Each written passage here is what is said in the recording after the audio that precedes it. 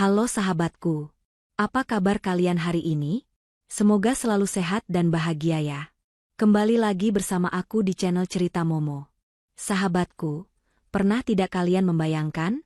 Baru saja 30 hari kehilangan suami tercinta, bukannya dipeluk dan dihibur, malah diusir paksa oleh ibu mertua dan ipar saat hujan deras di tengah malam? Rasanya pasti sakit sekali, ya. Tapi tunggu dulu. Jangan sedih dulu. Karena di cerita kali ini, kesabaran seorang istri akan terbayar lunas dengan cara yang sangat mengejutkan. Mertua yang sombong itu tidak tahu siapa sebenarnya menantu yang mereka usir. Nah, sebelum kita masuk ke kisahnya yang penuh plot twist dan bikin gregetan ini, yuk dukung channel ini dengan cara tekan tombol like dan subscribe sekarang juga. Dan aku ingin tahu nih, siapa saja yang sudah standby mendengarkan cerita hari ini? Yuk, ramaikan kolom komentar. Tuliskan nama kalian, asal kota, dan ketik kata, hadir. Nanti akan aku baca satu persatu ya. Sudah siap melihat bagaimana karma instan bekerja pada mertua yang sombong? Mari kita mulai ceritanya. Sudah genap 30 hari sejak tanah merah itu menutup jasad Mas Ilham, suamiku tercinta. Rasanya baru kemarin ia memelukku hangat sebelum berangkat kerja, namun takdir berkata lain. Kecelakaan itu merenggutnya begitu cepat, menyisakan kekosongan yang teramat perih di hatiku. Namun, ternyata kehilangan suami bukanlah satu-satunya mimpi buruk yang harus aku hadapi. Ada badai lain yang sedang bersiap menerjangku, tepat di dalam rumah yang selama ini kami tempati. Malam ini, suasana rumah terasa begitu dingin dan mencekam. Bukan karena udara malam, melainkan karena tatapan tajam yang terus diarahkan padaku. Tahlilan hari ke-30 baru saja selesai. Para tetangga sudah pulang, menyisakan keheningan yang menyakitkan. Aku masih sibuk membereskan gelas-gelas kotor dan sisa makanan di ruang tamu, sementara ibu mertuaku, Bu Irfa, dan bapak mertuaku, Pak Budi, duduk santai di sofa sambil menghitung uang sumbangan dari para pelayat. Farida, kamu kalau kerja itu yang cepat sedikit, jangan lelet. Suara Bu Irfa melengking tajam, memecah kesunyian. Ia menatapku dengan sorot mata penuh kebencian, seolah aku adalah kuman yang mengotori lantai marmer rumah mewah ini. Aku menghela napas panjang, berusaha menahan air mata yang sudah menggenang di pelupuk mata. Iya, Bu. Ini Farida sedang bereskan, jawabku pelan sambil terus memunguti sampah tisu yang berserakan. Dasar menantu tidak berguna, gerutu Bu Irfa, cukup keras untuk aku dengar. Sudah sebulan Ilham pergi, tapi kamu masih saja numpang hidup enak di sini. Makan gratis, tidur nyenyak, padahal kamu itu cuma benalu. Hatiku mencelos mendengar kata-kata itu. Selama Mas Ilham masih hidup, Bu Irfa memang tidak pernah terlalu ramah, tapi ia tidak pernah sekejam ini. Dulu, ia masih menjaga sikapnya karena takut pada Mas Ilham. Tapi kini, setelah pelindungku tiada, topeng manis itu terlepas sepenuhnya. Pak Budi, yang biasanya diam, kini ikut menimpali. Ia meletakkan amplop di meja dengan kasar. Benar kata ibumu, Farida. Kamu harus sadar diri. Rumah ini, mobil di garasi, semua fasilitas ini adalah hasil kerja keras anak saya, Ilham. Kamu datang ke keluarga ini tidak bawa apa-apa, cuma baju di badan. Sekarang Ilham sudah tidak ada, apakah kamu masih menikmati semua kemewahan ini? Aku menghentikan gerakanku, lalu menatap kedua mertuaku dengan pandangan nanar. Pak, Bu, Mas Ilham sendiri yang meminta Farida tinggal di sini bersamanya. Ini rumah kami. Mas Ilham bilang, rumah ini adalah tempat kami membangun masa depan. Masa depan apanya? Potong Bu Irfa dengan nada tinggi. Ia berdiri dan berjalan mendekatiku, telunjuknya terarah tepat ke wajahku. Ilham itu meninggal muda gara-gara kamu. Kamu itu istri pembawa sial. Sejak menikah sama kamu, anakku jadi jarang kasih uang ke ibunya. Dia lebih mementingkan kamu, memanjakan kamu dengan barang-barang mewah, sampai lupa sama orang tua yang membesarkannya. Tuduhan itu begitu menyakitkan, menusuk tepat ke ulu hati. Aku ingin sekali membela diri, mengatakan bahwa selama ini Mas Ilham justru sering mengeluh karena permintaan uang Bu Irfa yang tak ada habisnya. Aku ingin berteriak bahwa akulah yang sering menutupi kekurangan belanja dengan uang tabunganku sendiri, uang yang kusimpan rapat-rapat tanpa sepengetahuan mereka. Tapi aku memilih diam. Aku teringat pesan Mas Ilham dulu, sabar ya, sayang. Ibu memang begitu, tapi beliau tetap orang tuaku. Maafkan Farida kalau ada salah, Bu, ucapku lirih, mencoba meredam emosi. Tapi tolong jangan bicara seperti itu tentang Mas Ilham. Dia anak yang berbakti. Halah, jangan sok suci kamu, bentak Bu Irfa. Ia menyenggol lenganku kasar, hingga nampan berisi gelas kotor yang kupegang nyaris terjatuh. Dengar ya, Farida. Mulai besok, saya tidak mau melihat kamu santai-santai lagi.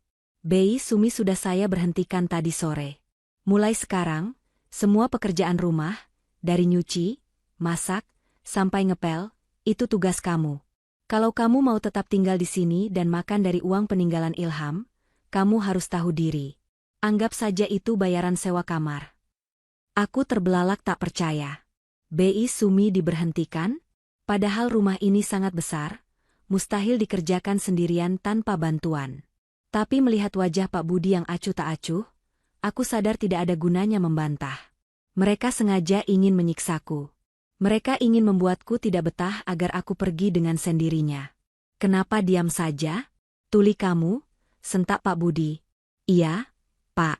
Farida mengerti, jawabku sambil menunduk. Malam itu, aku menyelesaikan semua pekerjaan seorang diri hingga pukul 2 pagi. Tubuhku remuk redam, tapi hatiku jauh lebih sakit. Saat aku masuk ke kamar yang dulu penuh canda tawa bersama Mas Ilham, aku melihat foto pernikahan kami di dinding. Di foto itu, Mas Ilham tersenyum lebar sambil merangkulku. Mas. Bisikku sambil mengusap bingkai foto itu. Ibu dan bapak sudah berubah, Mas. Mereka tidak menginginkan aku di sini. Tapi aku akan bertahan sebentar lagi. Aku ingin menjaga rumah ini seperti janjiku padamu. Aku tidak akan membiarkan mereka menjual kenangan kita. Tanpa aku sadari, di luar kamar, Bu Irfa sedang berbicara serius dengan Pak Budi di ruang tengah. Suara mereka terdengar samar-samar namun tajam. Kapan kita usir dia, Bu? Tanya Pak Budi. Muak bapak lihat mukanya. Lagi pula, ada pembeli yang nanya soal mobil Ilham. Sabar, Pak, jawab Bu Irfa licik. Kita bikin dia tidak betah dulu. Biar dia yang minta pergi sendiri, jadi kita tidak terlihat jahat di mata tetangga. Tapi kalau dia masih keras kepala bertahan, ya terpaksa kita pakai cara kasar. Pokoknya, semua aset Ilham harus jadi milik kita. Enak saja si Farida mau menguasai harta anak kita. Aku memejamkan mata, membiarkan air mata jatuh membasahi bantal. Mereka tidak tahu siapa aku sebenarnya. Mereka tidak tahu bahwa wanita yang mereka sebut, pembawa sial, dan miskin, ini sebenarnya menyimpan rahasia besar yang bisa membalikkan dunia mereka dalam sekejap mata. Tapi untuk saat ini, aku akan bersabar. Biarlah waktu yang menjawab semuanya. Langit malam itu seakan mengerti perasaanku yang kian hari kian mendung. Kilat menyambar-nyambar di kejauhan, disusul suara guntur yang menggelegar, menandakan hujan lebat akan segera turun.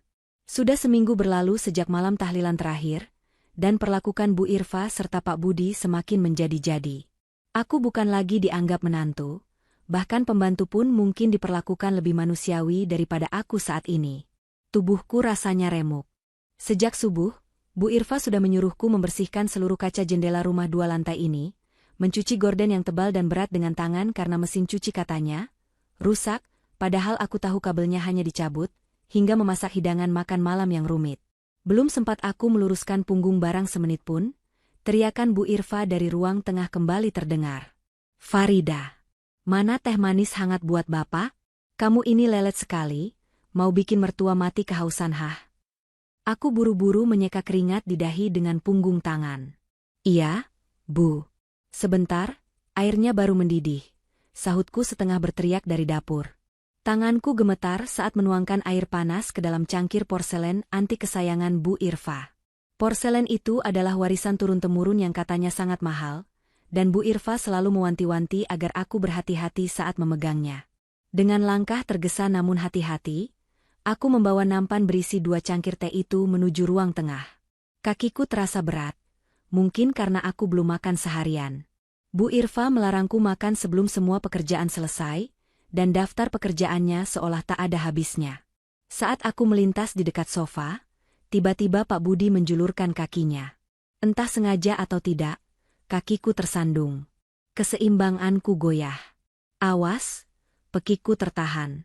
Prang. Suara pecahan keramik terdengar begitu nyaring, membelah suara rintik hujan yang mulai turun di luar. Nampan terlepas dari tanganku. Cangkir porselen antik itu menghantam lantai marmer dan hancur berkeping-keping. Teh panas menciprat kemana-mana, sebagian mengenai kaki Bu Irfa. Hening. 1 detik yang terasa seperti 1 abad. Bu Irfa menatap pecahan porselen di lantai dengan mata melotot, lalu beralih menatapku. Wajahnya memerah padam, urat-urat lehernya menegang. Kemarahannya meledak seketika, lebih dahsyat dari guntur di luar sana. Kurang ajar. Kamu sengaja ya? Bu Irfa berdiri dan langsung menampar pipiku dengan keras. Plak. Rasanya panas dan perih. Aku memegangi pipiku yang berdenyut, air mata langsung tumpah tanpa bisa ditahan. Maaf, Bu. Farida tidak sengaja. Tadi kaki Bapak. Alasan? Potong Pak Budi cepat, menutupi kelakuannya sendiri. Kamu itu memang ceroboh. Mata kamu ditaruh di mana? Itu porselen mahal, harganya lebih mahal dari harga diri kamu. Itu porselen kesayangan nenek. Kamu tahu kan betapa berharganya barang itu buat ibu? Kamu memang wanita pembawa sial. Masuk rumah ini cuma bikin rugi, bikin susah, dan sekarang menghancurkan barang-barang kami, teriak Bu Irfa histeris. Ia menjambak rambutku, membuatku memeki kesakitan. Ampun, Bu, sakit. Rintiku. Bu Irfa melepaskan jambakannya dengan kasar, hingga aku terhuyung ke belakang. Napasnya memburu. Ia menatapku dengan tatapan jijik yang belum pernah kulihat sebelumnya. Cukup. Kesabaran ibu sudah habis. Ibu sudah muak melihat muka memelas kamu setiap hari di sini. Rumah ini terasa panas sejak ada kamu. Bu Irfa menunjuk ke arah pintu depan yang tertutup rapat. Pergi kamu dari sini. Sekarang juga. Aku ternganga, tidak percaya dengan apa yang baru saja kudengar. Bu, ini sudah malam. Di luar hujan deras. Farida harus pergi kemana? Masa bodoh. Mau ke kolong jembatan, mau ke neraka sekalian, ibu tidak peduli. Yang penting kamu angkat kaki dari rumah anakku. Bu Irfa berteriak lantang, suaranya menggema di seluruh ruangan. Pak Budi tiba-tiba masuk ke kamar tamu, kamar yang kutempati setelah diusir dari kamar utama.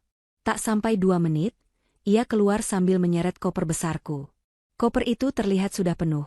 Seolah-olah mereka memang sudah mempersiapkan ini sejak lama, menunggu satu kesalahan kecil untuk melempar aku keluar. Ini barang-barang rongsokanmu. Pak Budi melempar koper itu ke arah pintu utama, hingga rodanya patah 1. Jangan ada yang tertinggal. Kami tidak mau rumah ini bau miskin gara-gara barang-barangmu. Aku bersimpuh di kaki Bu Irfa, mencoba memohon belas kasihan. Bukan karena aku tidak punya harga diri, tapi aku teringat janjiku pada Mas Ilham untuk menjaga rumah ini. Dan lagi, hujan di luar sana bukanlah gerimis biasa, melainkan badai. Bu, tolong, izinkan Farida menginap 1 malam ini saja. Besok pagi Farida akan pergi. Farida mohon, Bu. Bu Irfa menendang bahuku hingga aku terjengkang. Tidak ada sedikit pun rasa iba di matanya. Yang ada hanya kebencian yang mengakar. Kalau gitu pergi. Semoga kau tak menggigil, dasar wanita sialan, teriak Bu Irfa dengan kejam. Kalimat itu meluncur begitu saja dari mulutnya, seolah ia menyumpahiku mati kedinginan di luar sana. Pak Budi menarik lenganku dengan kasar, menyeretku seperti menyeret karung beras menuju pintu depan. Aku berusaha menahan diri dengan berpegangan pada kusen pintu, tapi tenaganya jauh lebih kuat. Pintu terbuka lebar, menampilkan kegelapan malam yang disertai angin kencang dan hujan lebat. Keluar. Pak Budi mendorongku kuat-kuat. Aku terlempar ke teras yang basah dan licin. Koperku dilemparkan menyusul, mendarat di genangan air. Sebelum aku sempat bangkit, pintu jati yang kokoh itu dibanting keras di depan wajahku. Brak! Suara kunci diputar dari dalam terdengar jelas, disusul suara gerendel besi yang digeser. Bu! Pak! Buka pintunya, teriakku sambil menggedor pintu, suaraku bercampur dengan deru hujan. Tolong jangan kunci Farida di luar. Tidak ada jawaban. Lampu teras dimatikan dari dalam, membuatku berada dalam kegelapan total. Hanya kilatan petir yang sesekali menerangi wajahku yang basah oleh air hujan dan air mata. Dingin langsung menusuk hingga ke tulang sumsum. Gaun tidur tipis yang kupakai sama sekali tidak mampu menahan serbuan angin malam. Aku berjalan tertatih menuju gerbang pagar yang tinggi. Siapa tahu mereka hanya mengunci pintu rumah, tapi membiarkan gerbang terbuka agar aku bisa berteduh di pos satpam kompleks. Namun, harapanku pupus. Gerbang besi itu juga terkunci rapat dengan gembok besar.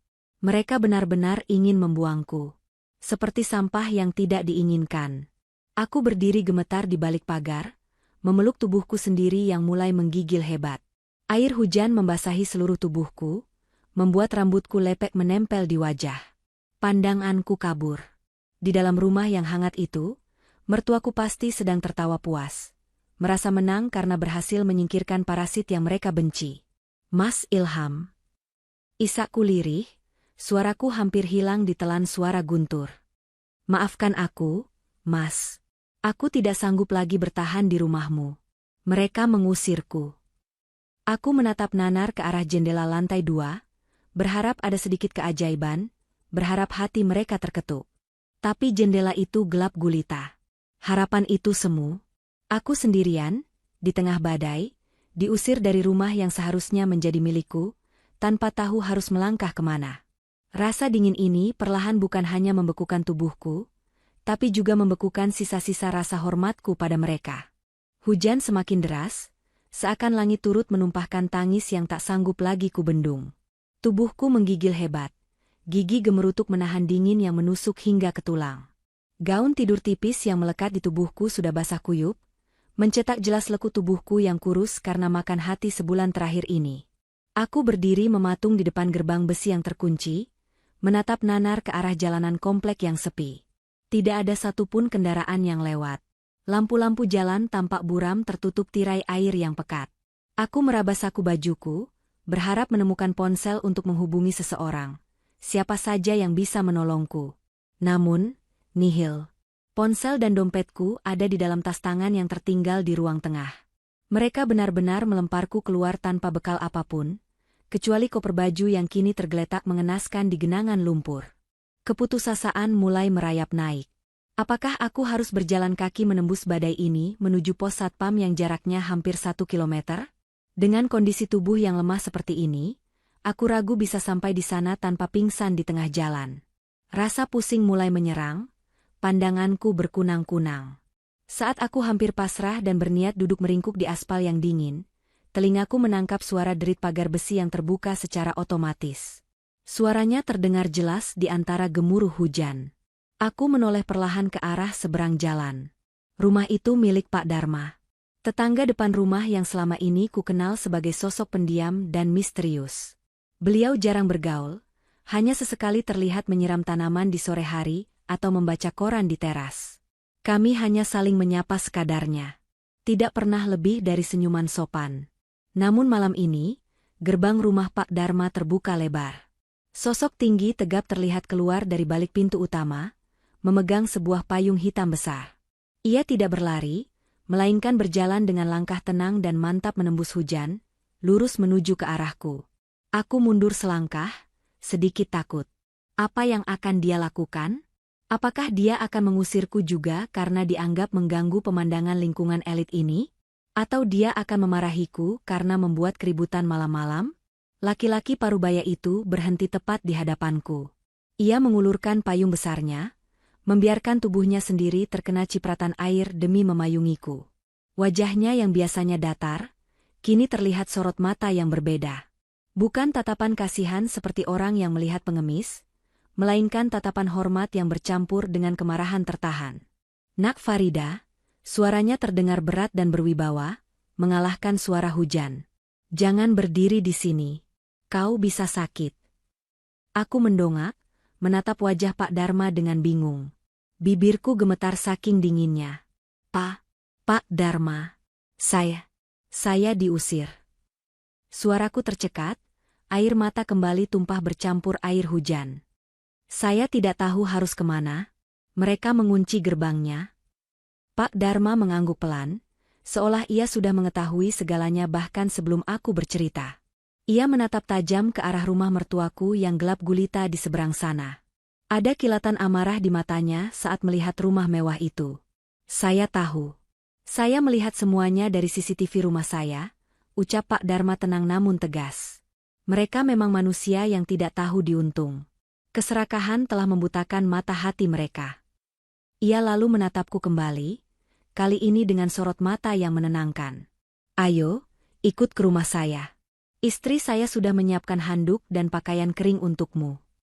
Aku ragu sejenak. Tapi Pak, saya takut merepotkan. Saya tidak bawa apa-apa. Ponsel saya. Pak Dharma memotong ucapanku dengan kalimat yang membuat jantungku seakan berhenti berdetak-detik itu juga. Tidak ada yang merepotkan untuk putri dari Pak Hasto. Mataku membelalak lebar. Tubuhku yang tadinya menggigil karena dingin, kini mematung karena syok. Bagaimana Pak Dharma bisa tahu nama ayahku? Selama menikah dengan Mas Ilham, aku menyembunyikan identitas asliku rapat-rapat. Aku memperkenalkan diri sebagai gadis yatim piatu yang sederhana, sesuai keinginan ayah agar aku bisa menemukan laki-laki yang tulus mencintaiku, bukan mencintai harta ayahku. Tidak ada satupun orang di komplek ini, bahkan Mas Ilham sekalipun, yang tahu bahwa aku adalah anak tunggal dari pemilik Hasto Group, konglomerat properti terbesar di negeri ini. Bapak tahu dari mana? Tanyaku terbata-bata. Pak Dharma tersenyum tipis, senyum yang penuh arti. Ia mendekatkan payungnya agar aku semakin terlindungi. Mereka, Pak Dharma menunjuk dagunya ke arah rumah mertuaku yang angkuh itu, tak akan bisa hidup mewah seperti sekarang tanpa bantuan diam-diam dari ayahmu. Mobil yang mereka banggakan, rumah yang mereka tempati, semuanya ada karena namamu. Otakku berputar cepat, mencoba mencerna informasi ini. Jadi selama ini ayah memantauku? Dan Pak Dharma, siapa sebenarnya dia? Menginaplah di sini malam ini, Nak Farida, lanjut Pak Dharma dengan nada yang terdengar seperti sebuah janji pasti. Pulihkan tenagamu. Karena besok pagi, saat matahari terbit, giliran mereka yang akan berlutut padamu memohon ampun. Angin kencang bertiup, tapi anehnya, aku merasakan kehangatan yang menjalar dari kalimat itu. Ada kekuatan baru yang tiba-tiba muncul di dalam dadaku. Rasa sakit hati dan terhina yang tadi mendominasi, kini berganti menjadi rasa penasaran dan secercah harapan. Mari, saya bantu bawa kopernya. Pak Dharma mengambil alih koper basahku dengan satu tangan, sementara tangan lainnya tetap memegang payung melindungiku.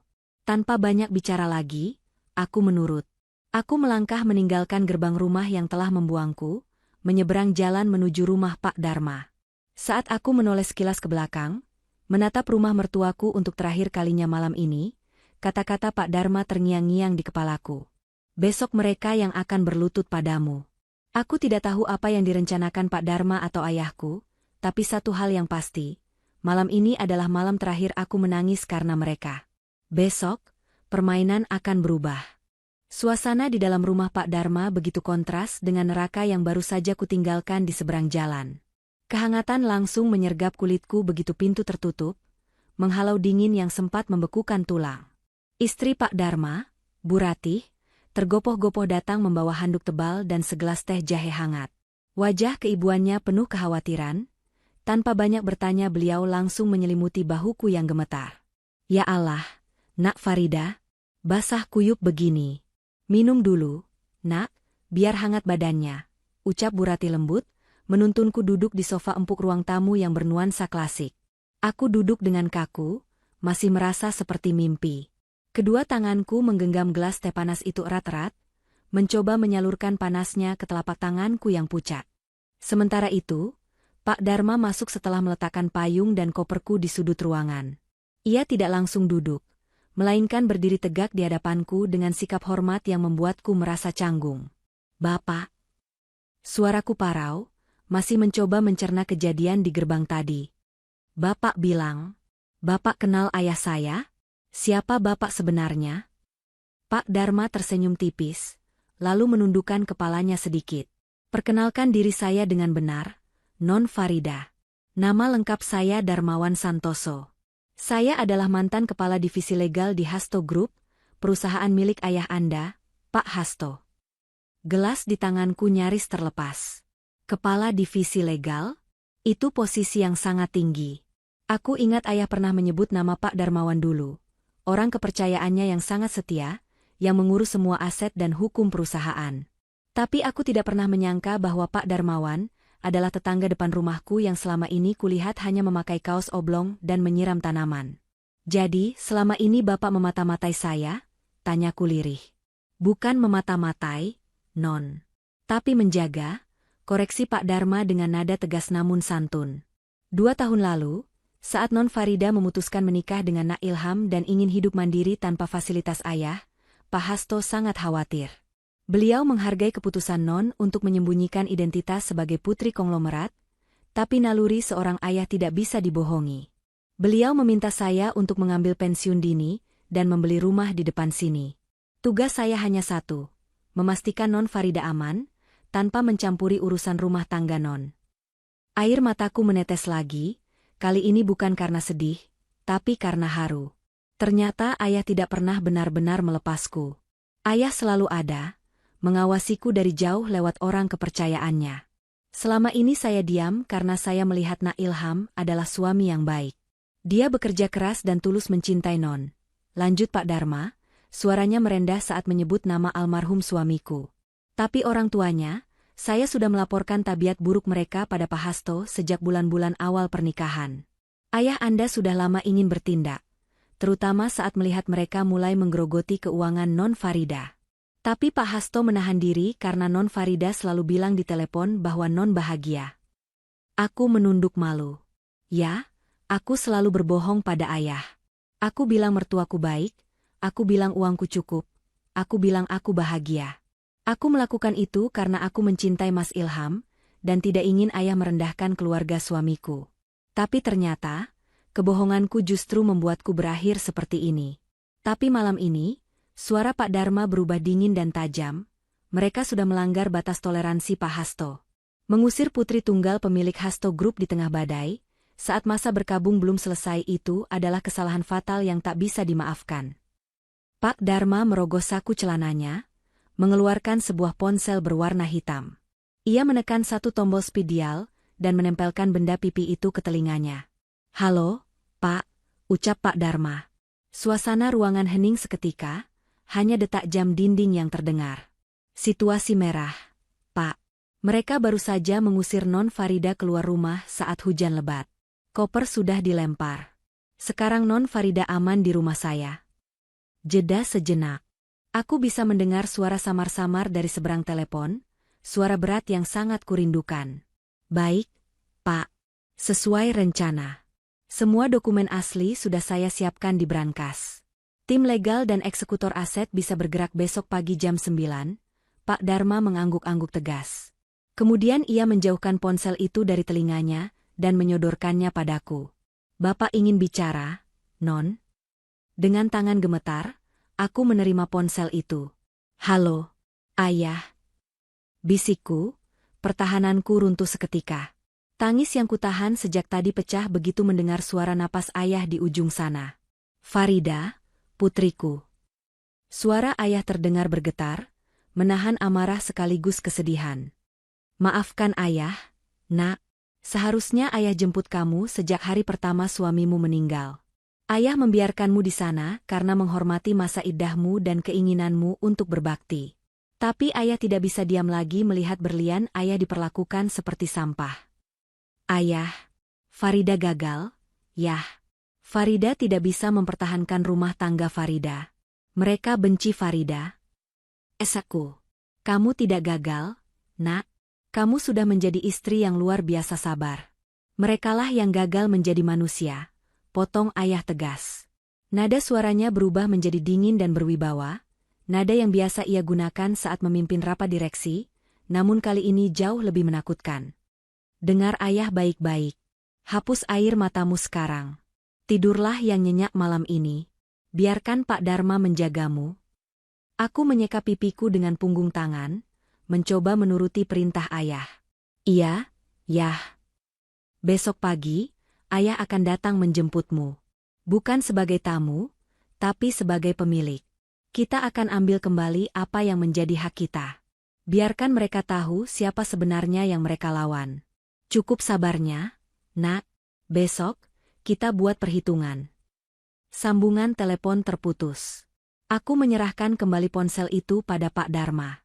Rasa hangat menjalar di dadaku, menggantikan rasa takut dan dingin yang tadi mencengkeram. Untuk pertama kalinya dalam sebulan terakhir, aku merasa tidak sendirian. Ada kekuatan besar yang berdiri di belakangku. Istirahatlah, Non, kata Pak Dharma sambil memberikan isyarat pada istrinya untuk mengantarku ke kamar tamu. Simpan tenaga, Non. Karena besok pagi, akan ada pertunjukan drama yang sangat menarik di seberang jalan. Dan kali ini, Non Farida bukan lagi korbannya, tapi sutradaranya. Aku mengangguk pelan. Di luar, hujan masih turun dengan derasnya. Seolah alam sedang mencuci bersih jejak-jejak kesedihanku, mempersiapkan panggung untuk babak baru yang akan dimulai esok hari saat matahari terbit. Aku akan tidur nyenyak malam ini, membiarkan takdir bekerja menghukum mereka yang zalim. Matahari pagi bersinar terang, menerobos masuk melalui celah-celah gorden jendela ruang makan yang terbuka lebar. Berbeda dengan malam sebelumnya yang dicekam badai dan amarah, pagi ini suasana di rumah peninggalan Mas Ilham terasa begitu tenang. Setidaknya itulah yang dirasakan oleh Bu Irfa dan Pak Budi. Tidak ada lagi suara langkah kaki Farida yang sibuk warawiri membersihkan rumah. Tidak ada lagi sosok menantu yang mereka anggap sebagai benalu di pandangan mata. Bu Irfa duduk di kursi makan utama, kursi yang biasanya diduduki oleh almarhum Ilham sebagai kepala keluarga, sambil menyeruput kopi panasnya dengan nikmat. Senyum lebar menghiasi wajahnya yang sudah dipoles bedak tebal sejak pagi. Di hadapannya, tersaji nasi goreng seafood pesanan dari restoran langganan. Hari ini, ia merasa perlu merayakan kebebasan mereka. Rasanya lega sekali ya, Pak, ucap Bu Irfa sambil menyendok nasi goreng ke piring suaminya. Udara di rumah ini jadi terasa lebih segar tanpa ada si pembawa sial itu. Tahu begini, dari hari pertama Ilham meninggal harusnya kita usir saja dia. Pak Budi mengangguk setuju, mulutnya penuh dengan makanan. Ia tampak santai dengan kemeja batik yang sudah disetrika licin, baju yang dulu dibelikan Farida saat ulang tahunnya. Ironisnya. Benar, Bu. Bapak juga jadi bisa tidur nyenyak. Tidak perlu khawatir dia diam-diam mengambil barang berharga Ilham. Perempuan miskin seperti dia, kalau dikasih hati pasti minta jantung. Untung kita bertindak cepat. Kira-kira dia tidur di mana ya semalam? Bu Irfa terkekeh sinis, seolah nasib menantunya adalah lelucon yang lucu. Hujan deras begitu, jangan-jangan dia tidur di pos ronda sama kucing liar. Atau mungkin sudah pulang ke kampung halamannya naik truk sayur. Ah, masa bodoh. Yang penting dia tidak balik lagi ke sini merengek minta makan. Setelah sarapan, pasangan suami istri itu mulai merencanakan agenda besar mereka hari ini. Keserakahan yang selama ini ditahan-tahan karena keberadaan Farida, kini tumpah ruah tak terbendung. Pak Budi berjalan menuju garasi, mengelus kap mesin mobil SUV hitam mengkilap milik almarhum Ilham. Mobil itu adalah salah satu aset yang paling mereka incar. Selama ini, Farida yang memegang kuncinya karena memang mobil itu diatasnamakan perusahaan tempat Ilham bekerja, setahu mereka.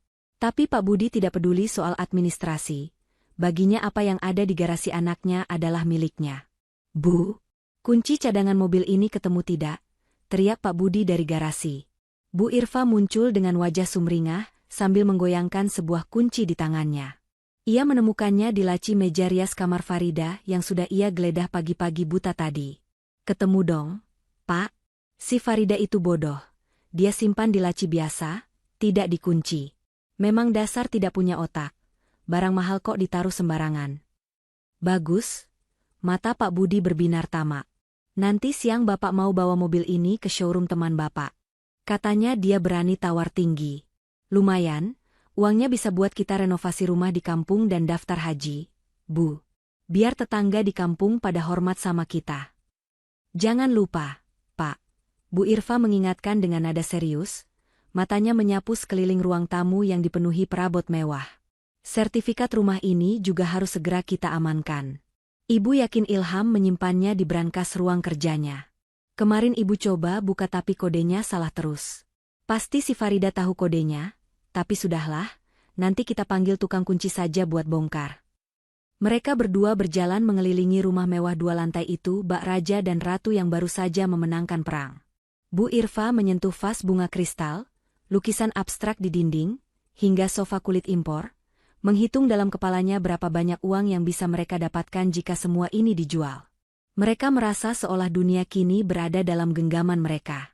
Harta peninggalan Ilham yang melimpah ruah kini, sepenuhnya milik mereka tanpa ada ahli waris lain yang menghalangi. Rumah ini, gumam Bu Irfa sambil menatap langit-langit ruang tengah yang tinggi. Kalau dijual, harganya pasti miliaran. Kita bisa beli rumah yang lebih kecil, sisanya kita depositokan. Hidup kita bakal makmur sampai tua, Pak. Tidak perlu lagi kita pusing mikirin utang-utang Bapak di kampung.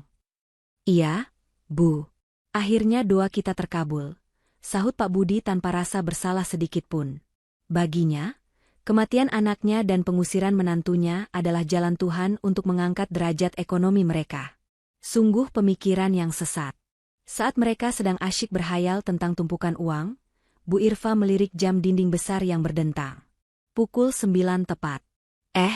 Pak, katanya teman Bapak yang mau lihat mobil datang jam berapa? Tanya Bu Irfa. Harusnya sebentar lagi. Dia bilang mau bawa orang buat naksir harga. Jawab Pak Budi sambil merapikan kerah bajunya, ingin terlihat berwibawa di depan calon pembeli. Tepat saat itu, terdengar suara deru mesin mobil dari depan rumah. Bukan hanya satu, tapi terdengar seperti iring-iringan beberapa mobil. Bu Irfa dan Pak Budi saling pandang dengan senyum lebar. Wah, cepat sekali datangnya. Pasti mereka bawa uang tunai, Bu, seru Pak Budi antusias. Ayo kita sambut. Kita harus pasang harga tinggi, jangan mau ditawar murah. Bilang saja ini mobil kesayangan direktur, jarang dipakai. Dengan langkah ringan dan hati berbunga-bunga, pasangan suami istri itu berjalan menuju pintu utama. Mereka membuka pintu lebar-lebar, siap menyambut rezeki yang mereka nantikan.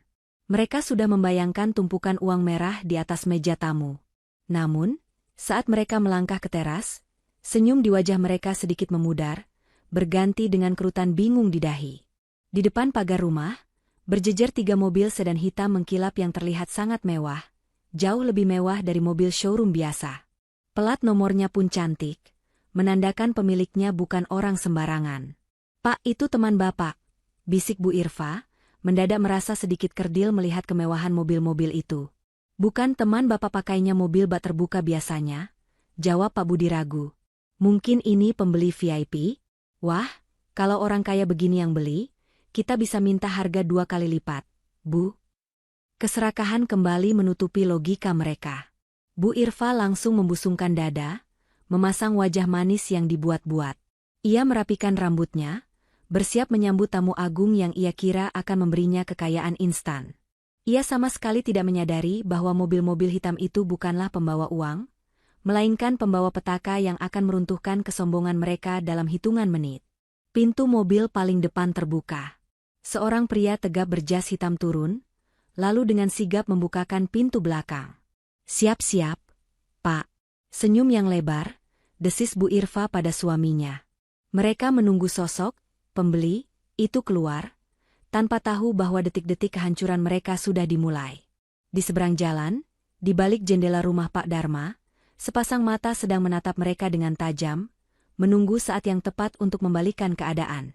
Panggung sandiwara yang mereka banggakan akan segera runtuh, dan pagi yang sombong ini akan menjadi pagi terakhir mereka bisa tersenyum di rumah ini. Angin pagi yang semula terasa sejuk mendadak berubah menjadi kaku dan menegangkan saat pintu-pintu mobil sedan hitam itu terbuka secara bersamaan. Bu Irfa dan Pak Budi yang berdiri di teras dengan senyum lebar yang dipaksakan, seketika menahan napas. Harapan mereka akan kedatangan pembeli mobil yang membawa koper berisi uang tunai perlahan berganti dengan rasa intimidasi yang kuat.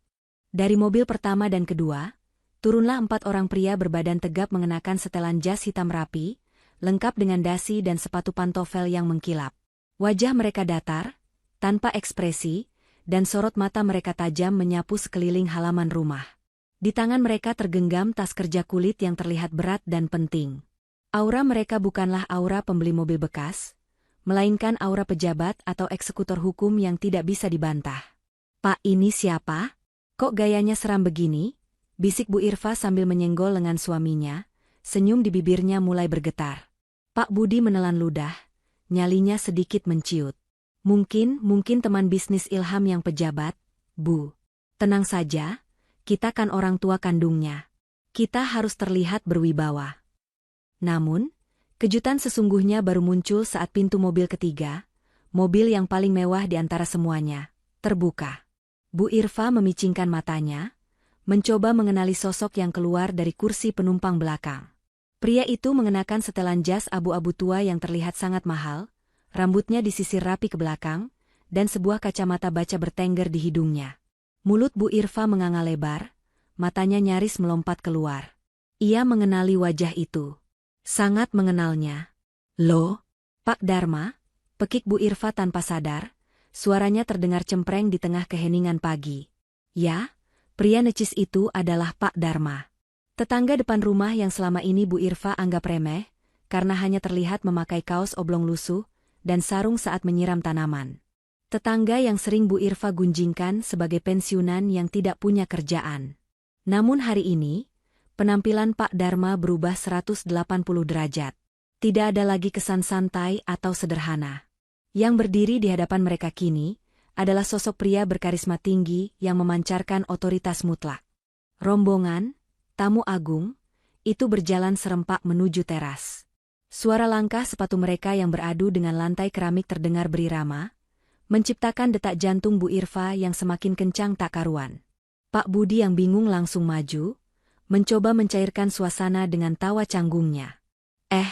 Pak Dharma, tumben rapi sekali. Pak, mau kondangan ya? Kok bareng sama bapak-bapak ini? Wah, kebetulan sekali mampir, kami baru saja mau jual mobil Ilham. Namun, Pak Dharma sama sekali tidak membalas tawa itu. Ia bahkan tidak menyahuti sapaan basa-basi Pak Budi. Wajahnya dingin, sedingin es batu. Ia berdiri di barisan paling depan, diapit oleh para pria berjas hitam tadi. Salah satu pria berjas hitam, yang terlihat paling senior, melangkah maju sedikit dan membuka percakapan. Suaranya berat dan formal. Selamat pagi. Apakah benar ini kediaman almarhum saudara Ilham? Bu Irfa buru-buru menyela, menggeser tubuh suaminya agar ia bisa berhadapan langsung dengan si pengacara. Insting serakahnya mengatakan bahwa orang-orang ini pasti membawa urusan uang warisan atau asuransi kantor Ilham yang cair. Benar, Pak? Benar sekali, jawab Bu Irfa antusias, matanya berbinar-binar. Saya Irfa, ibu kandung Ilham. Dan ini suami saya, bapaknya Ilham. Kami orang tuanya, ahli warisnya yang sah. Pasti bapak-bapak ini dari kantor Ilham ya? Mau mengantar uang santunan atau asuransi? Silakan masuk. Pak, silakan duduk. Maaf agak berantakan, maklum kami masih berduka. Pengacara itu tidak bergerak dari tempatnya. Ia tidak tersenyum sedikitpun menanggapi keramahan palsu Bu Irfa. Tangannya justru membuka tas kulit yang ia bawa, mengeluarkan sebuah map tebal berwarna merah. Kami dari divisi legal Hasto Group, perusahaan induk tempat saudara Ilham bekerja semasa hidupnya, ucap pengacara itu tegas. Kedatangan kami ke sini bukan untuk memberikan santunan, melainkan untuk melakukan verifikasi aset dan bertemu dengan istri almarhum, Ibu Farida. Mendengar nama Farida disebut, wajah Bu Irfa langsung berubah masam. Senyumnya lenyap seketika. Ia mendengus kesal. Kenapa di saat rezeki datang, nama wanita sial itu yang selalu dicari? Waduh, Pak. Bu Irfa memasang wajah sedih yang dibuat-buat, nada suaranya berubah menjadi mendayu-dayu penuh drama. Kalau Bapak cari Farida, wah, Bapak telat. Sayang sekali. Menantu saya itu, aduh, bagaimana ya bilangnya? Dia itu memang istri yang tidak tahu diri, Pak. Pak Dharma yang berdiri diam di samping pengacara, mengetatkan rahangnya. Ia menatap Bu Irfa dengan tatapan yang sulit diartikan, menunggu seberapa jauh wanita di hadapannya ini akan merangkai kebohongan. Maksud ibu? Tanya pengacara itu datar. Semalam dia minggat, Pak? Seru Bu Irfa lantang, tangannya melambai-lambai dramatis. Bayangkan, suami baru meninggal sebulan, kuburan belum kering, dia sudah kabur entah kemana. Mungkin dia tidak betah hidup susah, atau mungkin dia sudah punya laki-laki lain. Dia pergi begitu saja meninggalkan kami orang tua yang tua renta ini. Dasar wanita tidak bertanggung jawab. Pak Budi mengangguk cepat, mendukung sandiwara istrinya. Iya, Pak. Barang-barangnya juga sudah dibawa semua. Kami tidak tahu dia di mana sekarang. Jadi, kalau ada urusan harta atau uang peninggalan Ilham, serahkan saja pada kami. Kami orang tuanya yang sah. Farida itu cuma orang asing yang kebetulan numpang lewat di hidup anak saya. Suasana hening sejenak. Angin berdesir pelan, membawa ketegangan yang semakin memuncak. Pengacara senior itu menoleh perlahan ke arah Pak Dharma, seolah meminta konfirmasi. Pak Dharma mengangguk pelan, sebuah anggukan yang penuh arti. Pak Dharma kemudian melangkah maju satu langkah, menatap tajam tepat ke manik mata Bu Irfa. Jadi, menurut Ibu, Saudari Farida melarikan diri, meninggalkan rumah ini atas kemauannya sendiri, tanyanya dengan suara bariton yang menggelegar. Bu Irfa agak gentar ditatap seperti itu oleh tetangganya sendiri, tapi keserakahan membuatnya tetap teguh pada kebohongannya. Ia berpikir, toh Farida tidak ada di sini untuk membela diri. Iya, benar Pak Dharma. Saya saksinya, suami saya saksinya. Dia pergi sendiri. Kenapa sih Pak Dharma tanya-tanya? Bapak kan tetangga depan, masa tidak lihat dia keluyuran malam-malam? Pak Dharma tersenyum sinis. Senyum yang membuat bulu kuduk Pak Budi meremang. Justru karena saya tetangga depan, Bu Irfa, ucap Pak Dharma perlahan namun menekan setiap katanya, saya melihat semuanya. Saya melihat siapa yang melempar koper. Saya melihat siapa yang mendorong wanita lemah ke tengah hujan badai. Dan saya melihat siapa yang mengunci pagar dengan gembok besi. Wajah Bu Irfa pucat pasi seketika. Mulutnya terkunci rapat. Dan satu lagi koreksi dari saya. Lanjut Pak Dharma, tangannya merapikan jas mahalnya. Kalian mengira kami datang untuk memberi uang? Kalian salah besar. Kalian pikir Farida itu orang asing yang menumpang? Kalian lebih salah lagi. Pak Dharma memberi isyarat tangan kepada tim pengacara di belakangnya. Buka mapnya. Bacakan status kepemilikan aset ini di depan muka mereka sekarang juga. Jantung Bu Irfa serasa berhenti berdetak. Firasat buruk yang sejak tadi ia tepis, kini datang menghantamnya seperti ombak besar. Ia mundur selangkah, tangannya gemetar memegang lengan Pak Budi. Orang-orang berjas hitam ini bukan pembawa rezeki. Mereka adalah pembawa petaka yang siap menelanjangi semua keserakahan yang telah ia bangun di atas penderitaan menantunya. Pengacara senior itu membuka map merah tebal yang dibawanya dengan gerakan tenang namun mengintimidasi. Suara kertas yang dibalik terdengar begitu nyaring di tengah keheningan teras yang mencekam. Bu Irfa dan Pak Budi berdiri mematung, keringat dingin mulai bercucuran di pelipis mereka. Firasat buruk yang tadi hanya berupa bayangan, kini terasa nyata mencekik leher. Berdasarkan dokumen legalitas aset nomor 77 HG 2023, suara pengacara itu menggema lantang, membaca baris demi baris tulisan di kertas segel itu tanpa keraguan. Tanah dan bangunan yang berlokasi di Jalan Cendana nomor 5 ini, beserta satu unit kendaraan SUV hitam di garasi dengan plat nomor B1 LHM, dan seluruh perabot utama di dalamnya, tercatat secara sah sebagai aset tetap milik perusahaan PT Hasto Group. Mata Bu Irfa membelalak lebar, seolah bola matanya hendak melompat keluar. Napasnya tercekat. Ia menggelengkan kepala dengan keras, menolak percaya pada apa yang baru saja didengarnya. Bohong. Bapak pasti bohong. Teriak Bu Irfa histeris, suaranya melengking memecah ketegangan. Ia maju selangkah, menunjuk-nunjuk wajah pengacara itu dengan jari telunjuk yang gemetar. Ini rumah anak saya. Ilham yang beli rumah ini dengan hasil keringatnya sendiri. Dia manajer sukses. Jangan coba-coba kalian menipu kami mentang-mentang Ilham sudah meninggal ya. Pak Budi ikut menimpali, wajahnya merah pada menahan amarah bercampur panik. Benar, enak saja main klaim aset perusahaan. Kami punya hak di sini. Anak kami bekerja banting tulang siang malam buat beli semua ini. Pak Dharma, yang sedari tadi diam memperhatikan kepanikan mereka dengan wajah datar, akhirnya melangkah maju. Ia menatap Bu Irfa dengan tatapan iba sekaligus meremehkan. Bu Irfa, Pak Budi, ucap Pak Dharma tenang, namun setiap katanya menukik tajam ke jantung pertahanan mereka. Mari kita bicara logika sebentar. Kalian tahu berapa harga pasaran rumah di kawasan elit ini? 5 miliar rupiah. Kalian tahu berapa harga mobil di garasi itu? 800 juta rupiah. Ilham memang anak yang baik dan pekerja keras. Saya akui itu. Tapi dia baru bekerja 3 tahun sebagai staf senior pemasaran. Gajinya 15 juta per bulan. Pak Dharma berhenti sejenak. Membiarkan angka-angka itu meresap ke dalam otak Bu Irfa dan Pak Budi yang bebal. Coba ibu hitung, lanjut Pak Dharma dengan senyum miring. Dengan gaji segitu, butuh berapa ratus tahun Ilham menabung untuk membeli rumah dan mobil ini secara tunai? Apa masuk akal? Bu Irfa terdiam 1000 bahasa. Mulutnya terkatup rapat, tapi matanya bergerak liar mencari alasan. Ia memang tidak pernah tahu persis berapa gaji anaknya.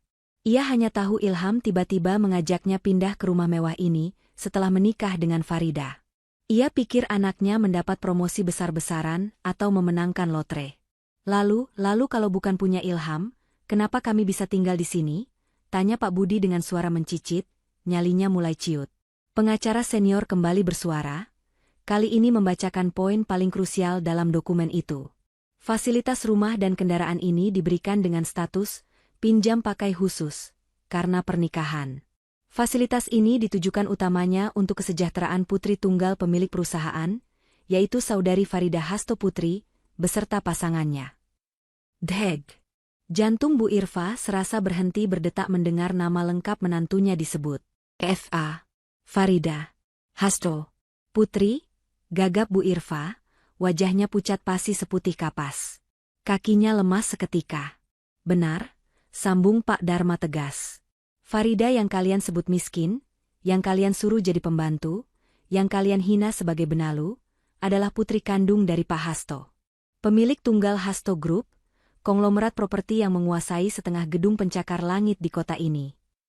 Pak Budi langsung terduduk lemas di kursi teras. Lututnya tak lagi sanggup menopang berat badannya. Ia teringat betapa seringnya ia menyuruh Farida memijat kakinya, atau membawakannya kopi dengan kasar. Ia teringat bagaimana ia melempar koper Farida ke lumpur semalam. Ternyata, wanita yang ia perlakukan seperti sampah itu, adalah anak dari orang yang paling berkuasa di perusahaan tempat anaknya bekerja. Jadi semua ini punya bapaknya Farida? Desis Bu Irfa, suaranya nyaris tak terdengar. Tepat sekali, jawab Pak Dharma. Ilham bisa menikmati kemewahan ini, hanya karena dia suami Farida. Fasilitas ini melekat pada Farida, bukan pada Ilham. Dan karena Ilham sudah meninggal, statusnya kembali mutlak pada Farida. Tanpa membuang waktu lagi, Pak Dharma memberi isyarat kepada tim pengacara di belakangnya. Lakukan tugas kalian. Inventarisir semua barang milik perusahaan. Jangan sampai ada satu sendok pun yang hilang. 2 orang pria berjas hitam langsung bergerak cepat. Mereka mengeluarkan gulungan stiker berwarna merah bertuliskan, aset dalam pengawasan. Mereka mulai menempelkan stiker itu di pintu depan, di jendela, bahkan di vas bunga besar yang ada di teras. Salah satu dari mereka berjalan menuju Pak Budi yang masih memegang kunci mobil SUV di tangannya. Maaf, Pak. Saya minta kuncinya, ucap pria itu datar sambil menengadahkan tangan. Pak Budi memegang kunci itu erat-erat, seolah itu adalah nyawanya. Ia menatap Bu Irfa dengan pandangan memohon, berharap istrinya punya ide untuk melawan. Tapi Bu Irfa sendiri sudah membeku dalam ketakutan. Ini mobil anak saya? Gumam Pak Budi lemah, masih mencoba menyangkal kenyataan. Tadi siang mau saya jual? Mendengar kata, jual, pengacara senior langsung menoleh tajam. Ia berjalan mendekat ke arah Pak Budi, tatapannya mengancam. Hati-hati dengan tindakan Bapak, peringat pengacara itu dingin. Kendaraan itu tercatat atas nama PT Hasto Group. Jika Bapak mencoba menjual, menggadaikan, atau memindahtangankan aset perusahaan tanpa izin tertulis dari pemilik sah, itu masuk pasal penggelapan aset korporasi. Ancamannya pidana penjara maksimal 4 tahun. Mendengar kata penjara, tangan Pak Budi langsung gemetar hebat. Kunci mobil yang digenggamnya terlepas dan jatuh berdenting di lantai keramik. Suara denting kunci itu terdengar seperti lonceng kematian bagi keserakahan mereka. Kami tidak tahu, Pak. Sumpah kami tidak tahu. Bu Irfa mendadak histeris, rasa takut akan penjara mengalahkan rasa malunya. Ia menjatuhkan diri berlutut di depan Pak Dharma, melupakan harga dirinya yang setinggi langit tadi pagi. Pak Dharma, tolong kami, Pak. Kami tetangga Bapak, jangan laporkan kami ke polisi. Kami cuma orang tua bodoh yang tidak tahu hukum. Pak Dharma mundur selangkah, menghindari tangan Bu Irfa yang hendak memegang celananya. Ia menatap wanita yang bersimpuh di kakinya itu dengan tatapan dingin. Sekarang ibu bilang tidak tahu, sindir Pak Dharma tajam. Semalam, saat ibu mengusir Farida di tengah hujan, apa ibu peduli dia tahu atau tidak mau tidur di mana? Saat ibu bilang, semoga kau tak menggigil, apa ibu memikirkan kemanusiaan? Bu Irfa menangis meraung-raung, air matanya melunturkan bedak tebal di wajahnya, membuatnya terlihat berantakan dan menyedihkan. Saya hilaf, Pak. Saya emosi. Saya janji akan minta maaf sama Farida. Tolong panggilkan Farida, Pak. Biar saya bicara sama menantu kesayangan saya itu. Pak Dharma mendengus kasar. Menantu kesayangan? Jangan bikin saya mual, Bu.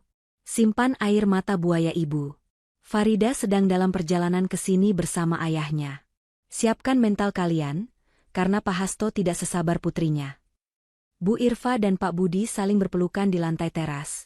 Tubuh mereka gemetar hebat. Di sekeliling mereka, stiker-stiker merah mulai tertempel di mana-mana. Rumah mewah yang tadinya mereka anggap istana pribadi, kini berubah menjadi penjara terbuka. Mereka terjebak di dalam keserakahan mereka sendiri, menunggu kedatangan hakim sesungguhnya yang akan menjatuhkan vonis terakhir. Pagi yang cerah itu kini terasa lebih gelap daripada malam badai kemarin. Suasana di teras rumah yang biasanya asri itu, kini berubah menjadi pemandangan yang menyedihkan bagi pemilik semuanya.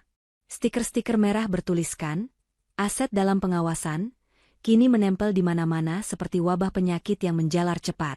Di kaca jendela, di kap mobil, bahkan di pintu utama yang terbuat dari kayu jati ukir.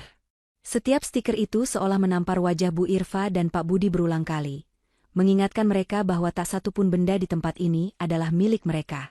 Pak Budi masih terduduk lemas di lantai, tatapannya kosong menatap kunci mobil yang tergeletak tak jauh dari kakinya. Kunci yang tadi pagi ia banggakan sebagai tiket menuju kekayaan, kini tak lebih dari sekadar besi rongsokan yang hampir mengantarkannya ke balik jeruji besi. Sementara itu, Bu Irfa masih sesenggukan, air matanya bercampur dengan lunturan maskara, menciptakan garis-garis hitam di pipinya yang keriput. Pak pengacara. Suara Bu Irfa parau, mencoba merayu dengan sisa-sisa tenaganya. Tolonglah, kami ini orang tua. Masa kami diusir dari rumah anak kami sendiri? Di mana hati nurani kalian? Biarkan kami tinggal di sini sampai tua. Lagi pula Farida kan sudah pergi, dia pasti tidak butuh rumah sebesar ini. Pengacara senior itu tidak bergeming. Ia justru membalik halaman dokumen di tangannya ke halaman terakhir, halaman yang memuat pasal-pasal krusial yang paling mematikan. Ia membetulkan letak kacamata bacanya, lalu menatap Bu Irfa dengan sorot mata tajam setajam silet. Ibu Irfa, justru karena Ibu Farida sudah pergi, maka kami berada di sini, ucap pengacara itu dingin. Dengarkan baik-baik klausul pembatalan hak pakai pada pasal 12 ayat 3 ini. Suasana hening seketika. Bahkan angin pun seolah berhenti berhembus untuk mendengarkan vonis tersebut. Pengacara itu mulai membaca dengan intonasi yang tegas dan jelas. Segala fasilitas rumah, kendaraan, dan tunjangan hidup yang diberikan oleh perusahaan kepada saudari Farida Hasto Putri dan pasangannya, bersifat melekat pada keberadaan saudari Farida di properti tersebut. Apabila saudari Farida tidak lagi menempati rumah tersebut, baik karena perceraian, kematian, atau dipaksa keluar, pengusiran, maka seluruh hak pakai otomatis gugur seketika itu juga. Bu Irfa ternganga.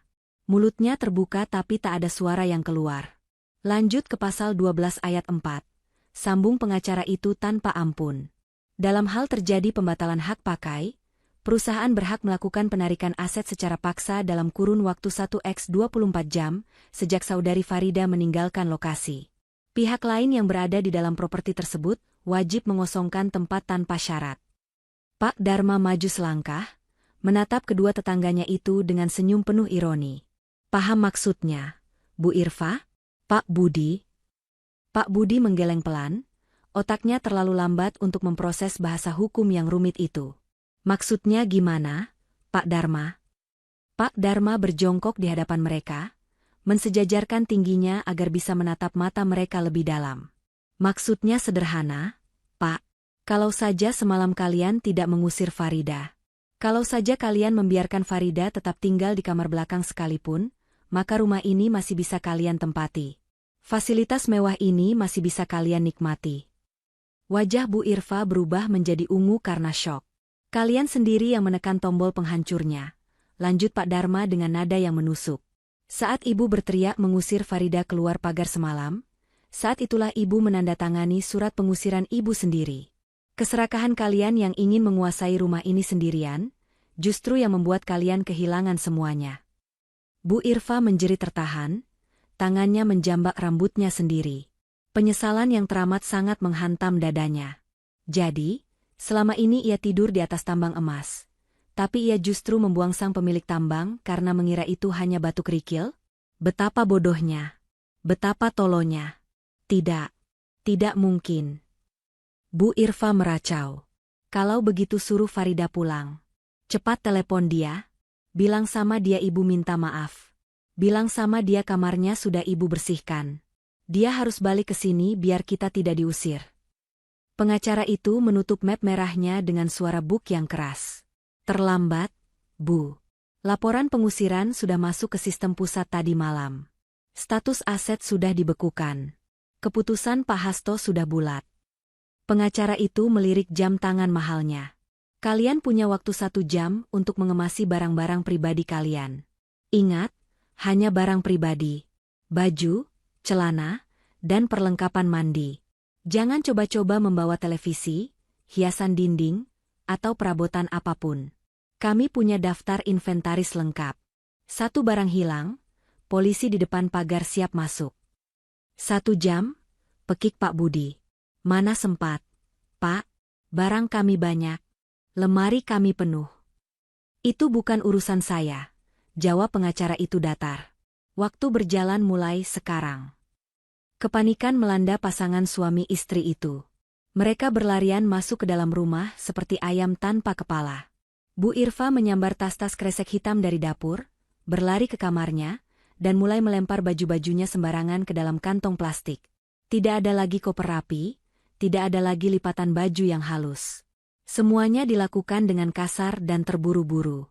Budi, cepat ambil baju-baju yang bagus saja. Jangan bawa yang jelek, teriak Bu Irfa dari lantai 2. Baju bapak banyak. Bu, bingung pilih yang mana? Balas Pak Budi panik dari kamar sebelah. Ambil uang simpanan di bawah kasur. Jangan sampai lupa.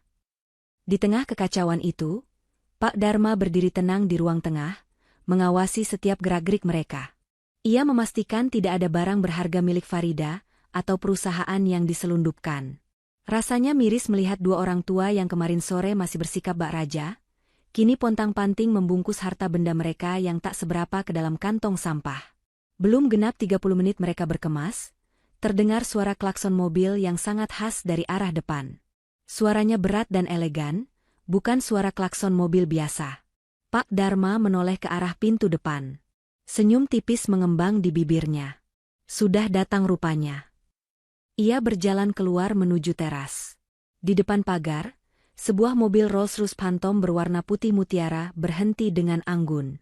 Kemewahan mobil itu membuat mobil-mobil pengacara tadi terlihat seperti mainan.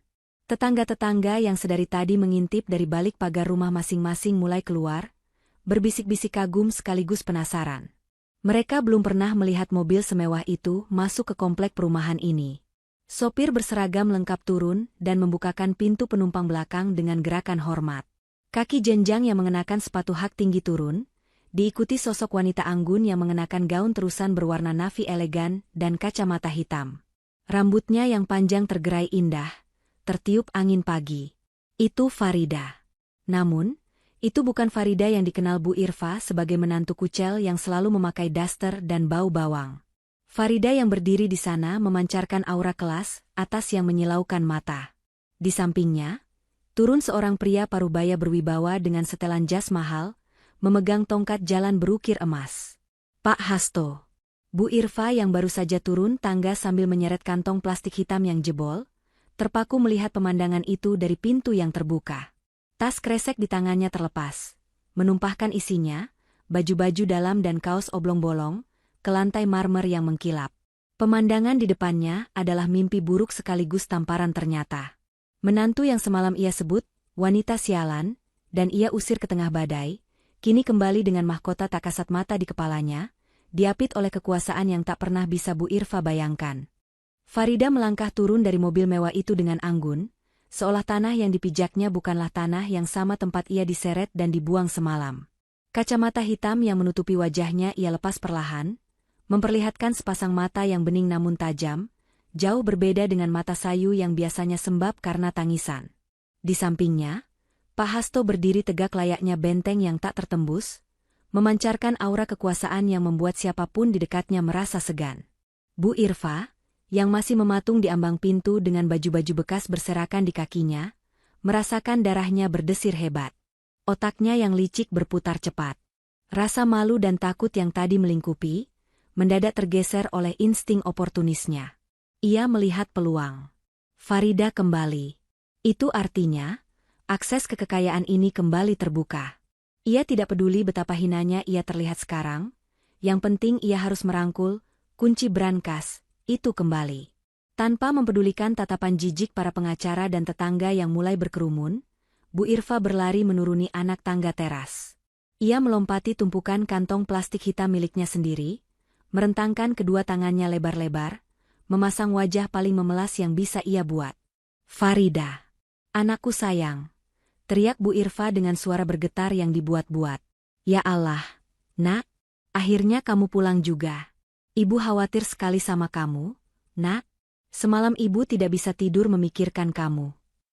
Bu Irfa mencoba menerobos barisan pengawal untuk memeluk Farida, namun langkahnya terhenti kasar. Seorang pengawal berbadan tegap merentangkan tangan, menghalangi tubuh Bu Irfa agar tidak bisa menyentuh ujung pakaian Farida sedikitpun. "Minggir, saya ibunya. Saya mau memeluk menantu saya," jerit Bu Irfa histeris, mencoba menepis tangan pengawal itu. Farida mengangkat tangan kanannya sedikit, memberi isyarat agar pengawal itu tenang. Ia menatap mertuanya, atau lebih tepatnya, mantan mertuanya, dengan tatapan dingin yang menusuk. Tidak ada lagi Farida yang menunduk takut. Tidak ada lagi Farida yang gemetar saat dibentak. "Ibu khawatir?"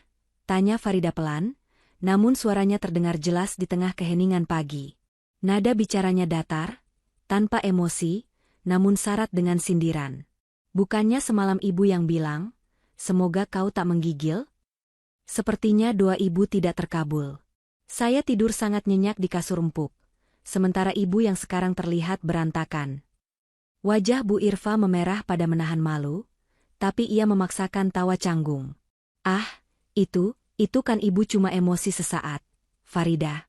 Biasalah, orang tua kalau lagi pusing suka bicara ngawur. Ibu khilaf, Nak. Ibu tidak sungguh-sungguh mengusirmu. Ibu cuma ingin memberi pelajaran sedikit biar kamu lebih mandiri. Hati ibu sebenarnya sakit sekali melihat kamu pergi." "Benar, Farida." Pak Budi yang baru menyusul keluar, ikut menimpali dengan wajah memelas. Ia berdiri di samping istrinya, mencoba terlihat menyedihkan. "Bapak sama ibu itu sayang sekali sama kamu. Kami merawatmu seperti anak sendiri. Jangan dengarkan omongan tetangga atau pengacara ini. Mereka cuma mau mengadu domba kita. Ayo masuk, Nak. Kita bicara baik-baik di dalam sebagai keluarga." Farida tertawa kecil. Tawa yang terdengar miris. "Keluarga? Kalian menyebut diri kalian keluarga?" Farida melangkah maju satu langkah, membuat Bu Irfa dan Pak Budi refleks mundur karena terintimidasi.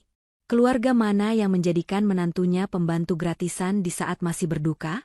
Keluarga mana yang menuduh menantunya pembawa sial hanya karena tidak bisa memberi uang bulanan? Dan keluarga mana yang melempar koper menantunya ke kubangan lumpur di tengah badai? Cecar Farida. Setiap pertanyaannya seperti tamparan keras yang mendarat di wajah mereka. Itu salah paham." Cicit Pak Budi, kehabisan kata-kata. "Tidak ada yang salah paham," potong Farida tegas. "Semuanya sangat jelas. Kalian tidak pernah menganggap saya keluarga. Bagi kalian, saya hanya benalu yang menumpang hidup pada Ilham. Kalian pikir rumah ini, mobil ini, kemewahan ini, semuanya milik Ilham. Kalian pikir dengan membuang saya, kalian bisa menguasai semuanya. Farida menoleh ke arah ayahnya, Pak Hasto, yang sedari tadi dia memperhatikan dengan tatapan bangga pada putrinya. Farida kembali menatap Bu Irfa. Perkenalkan, Bu. Ini ayah saya. Orang yang ibu sebut, orang tua miskin yang tidak becus mendidik anak. Beliaulah pemilik sebenarnya dari atap yang melindungi kepala ibu selama ini. Beliaulah yang membiayai pengobatan jantung ibu tahun lalu yang katanya, uang tabungan Ilham. Beliaulah yang membayar pelunasan mobil yang bapak pakai pamer ke kampung. Bu Irfa gemetar hebat. Lututnya lemas seketika. Fakta-fakta itu menghantamnya bertubi-tubi. Jadi selama ini, gaya hidup mewah yang ia nikmati berasal dari kantong ayah wanita yang ia hina Dina? Farida. Bu Irfa menjatuhkan dirinya ke aspal, bersimpuh di kaki Farida. Air matanya kini tumpah deras.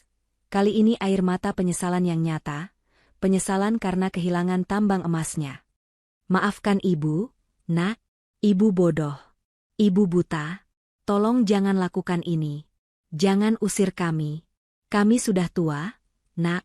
Mau tinggal di mana kami kalau bukan di sini? Kamu kan baik hati, kamu istri soleha. Kamu pasti memaafkan kami, kan? Bu Irfa mencoba meraih tangan Farida, hendak mencium tangannya. Adegan itu sungguh ironis. 30 hari yang lalu, Farida lah yang sering bersimpuh memijat kaki Bu Irfa, namun kini roda nasib berputar 180 derajat. Farida menarik tangannya perlahan, menolak sentuhan itu. Ia menatap wanita tua yang menangis di bawahnya itu tanpa rasa iba.